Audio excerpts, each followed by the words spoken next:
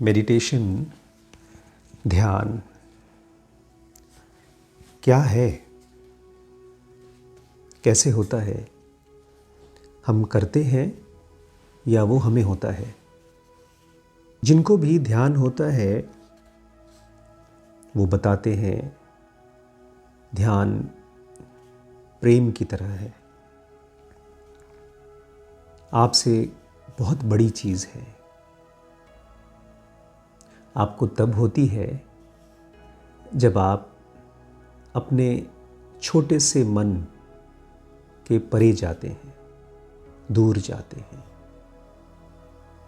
जब तक हम केवल अपने बारे में, अपने परिवार, अपने आसपास के लोग, अपने देश, अपने शरीर, केवल अपने बारे में सोचते रहते हैं, तब तक ध्यान का जादू हमें छू नहीं पाता है। ऐसा नहीं है कि वो हमें छूना नहीं चाहता, छू ही नहीं पाता। इस पूरे ब्रह्मांड में जैसे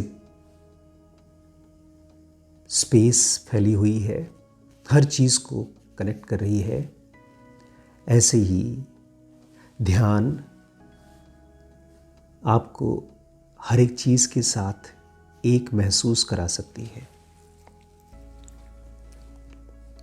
लेकिन उसे होने के लिए आपको अपने आप से पूछना होगा,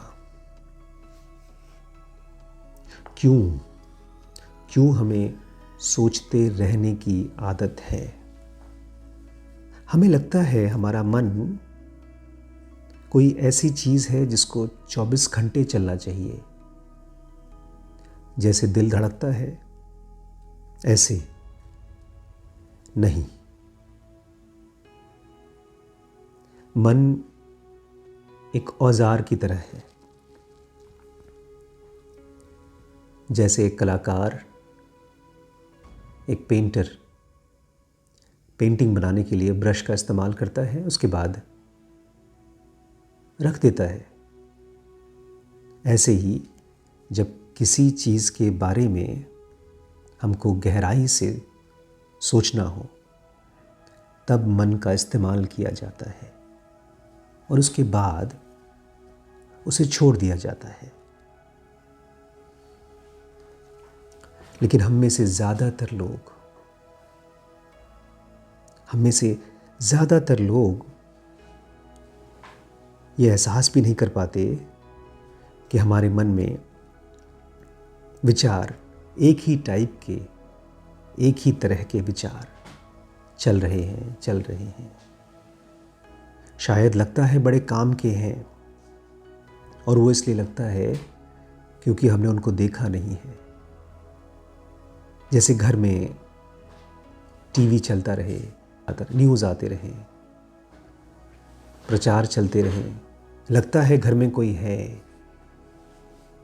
ऐसे ही हमारे मन में विचार चलते रहते हैं और हमको ये भ्रम दिलवाते हैं कि हमारे अंदर कुछ है। अगर आप ध्यान से देख पाएंगे तो इन विचारों की विकृतता, इनकी बदसूरती, इनसे होने वाले बंधन, इनसे मिलने वाले टॉर्चर और इनकी वजह से आने वाले सफरिंग को आप पहचान पाएंगे। ध्यान है देखना, बाहर देखना, अपने आसपास के लोगों को देखना, उनके चेहरे को देखना, उनके चेहरे के बहुत सूक्ष्म भावों को पढ़ पाना, उनको पढ़ते पढ़ते अपने मन में आने वाले विचारों को देखना और मुस्कुराना। क्यों हमें किसी को समझने के लिए, क्यों किसी को महसूस करने के लिए हमें विचारों की ज़रूरत पड़ती है। ध्यान है ये देख पाना कि विचार मुझे नहीं चाहिए। जब तक मैं सोचना नहीं चाहता तब तक मुझे विचारों की ज़रूरत नहीं है। ये सारी बातें जो आप सुन रहे हैं, ये आपके अंदर चलने वाले विचारों को देखने से आपको रियलाइज़ कराएगी, आपको ये एहसास दिलाएगी कि विचारों के चलने से बहुत बड़ा नुकसान होता है हमारा।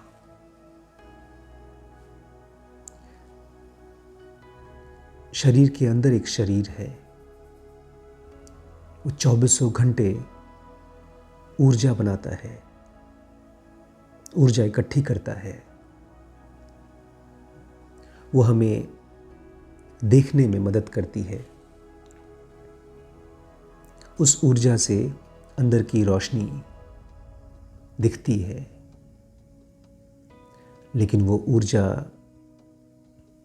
बहती रहती है विचारों की वजह से। जब तक हम अपने अंदर के विचारों को देखकर, उनको पहचान कर, उनसे आने वाले नुकसान को देखकर उनको नहीं रोक पाएंगे, उनको शांत नहीं होने देंगे, तब तक ध्यान होना हमारे लिए मुमकिन नहीं होगा। ऐसा मन जिसको विचारों का नशा है, उसके लिए ध्यान बहुत दूर की चीज़ है। ऐसा मन जो अपनी पहचान अपने विचारों से बनाता है, जो अपने आप को अपने भावों से पहचानता है, उसके लिए ध्यान बहुत दूर की चीज़ है। हमारे इसी शरीर में वो भी है जो कभी मरता नहीं, जिसको लोग आत्मन कहते हैं, ईश्वर कहते हैं। लेकिन उसकी तरफ हमारा ध्यान ही नहीं जाता, क्योंकि हमारे ध्यान को तो हमारे विचारों ने, हमारे इस मरते हुए शरीर ने और हमारे भावों ने अपने आप के साथ बांध रखा है। जब आप शीशे में देखते हैं तो क्या दिखता है? शरीर दिखता है, या आपको शरीर के पीछे जिस चीज़ ने इसको जिंदा बना रखा है वो भी दिखता है?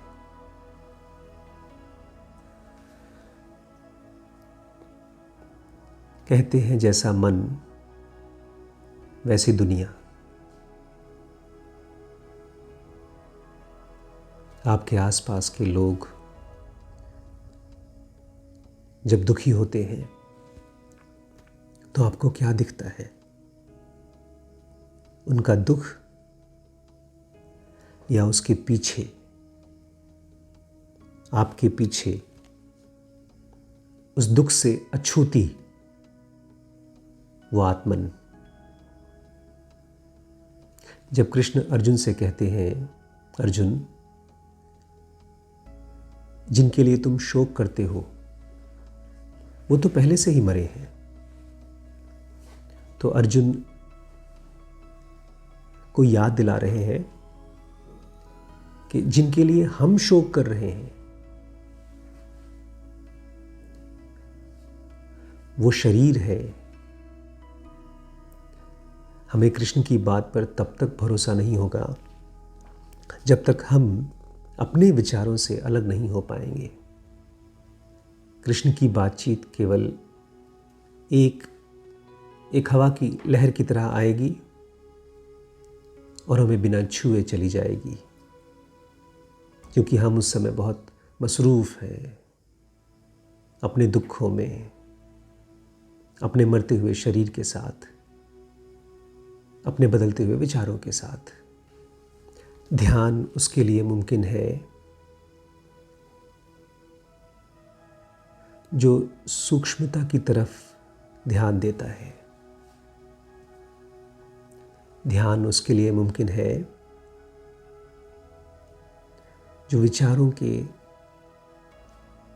विचारों की बारीकी की तरफ ध्यान देता है।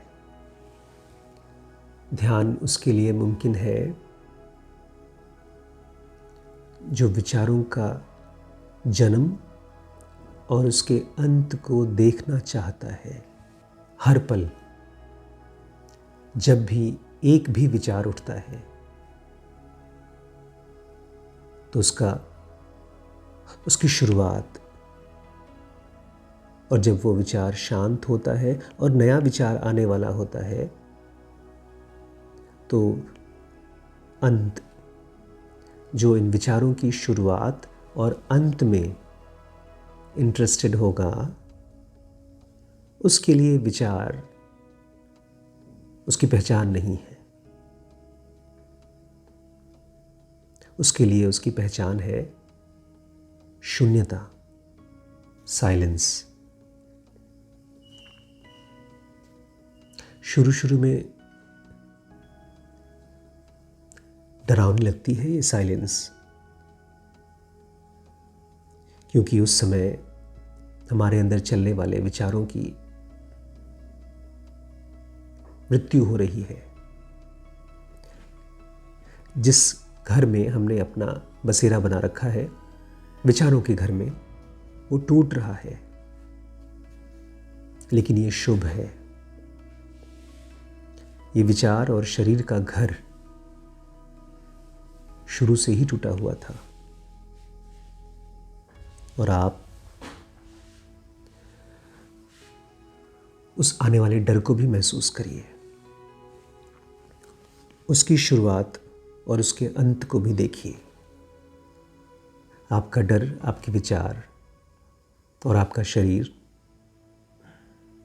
ऐसा हो जाएगा जैसे बहुत दूर की कोई चीज़। ऐसा हो जाएगा जैसे आप कभी थे वहाँ, जैसे बचपन का स्कूल।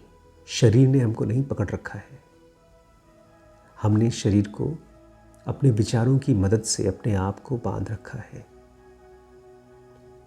ध्यान उसे होता है जिसको शरीर नहीं चाहिए, जिसको कोई अनुभव नहीं चाहिए, जिसको कुछ नहीं चाहिए।